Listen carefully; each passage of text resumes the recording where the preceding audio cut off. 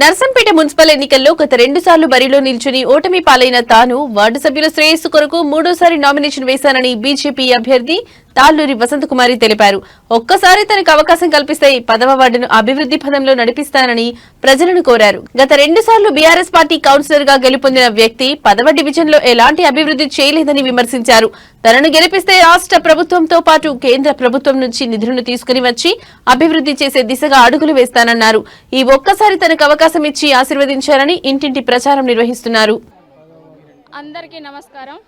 10వ వార్డు ప్రజలు అందరికీ ఇంటింటి ఆడపడుచులకి, నా తోబుట్టు లాంటి అక్క చెల్లెళ్ళకి, నా అన్నదమ్ములకి నా విజ్ఞప్తి ఒక్కటే. నేను ఇప్పుడు రావడం 3వ సారి మీ అందరి మధ్యలోకి.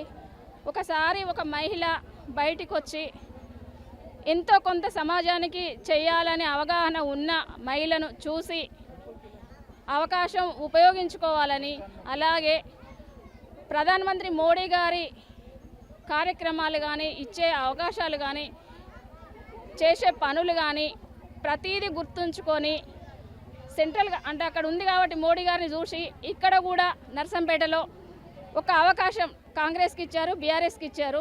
ఒక్కసారి బీజేపీకి ఇచ్చి చూడండి.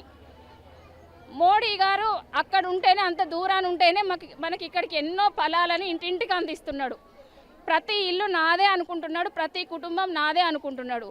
ఒక్కసారి మన నర్సంపేటలో కూడా వస్తే ఎంత బాగుంటుంది అనేది ఒక్కసారి ప్రజలందరూ ఆలోచించి, ఇది కుటుంబ పాలన కాదు, ఎవ్వరు స్వచ్ఛందంగా పనిచేసి సమాజానికి, మనుషులకి సేవకులుగా ఉండే వాళ్ళకే ఈ పార్టీలో అవకాశం ఉంటుంది.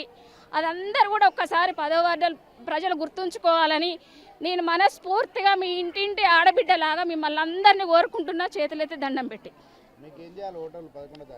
11వ తారీఖు అందరూ ఇంట్లో నుండి దండం పెట్టుకొని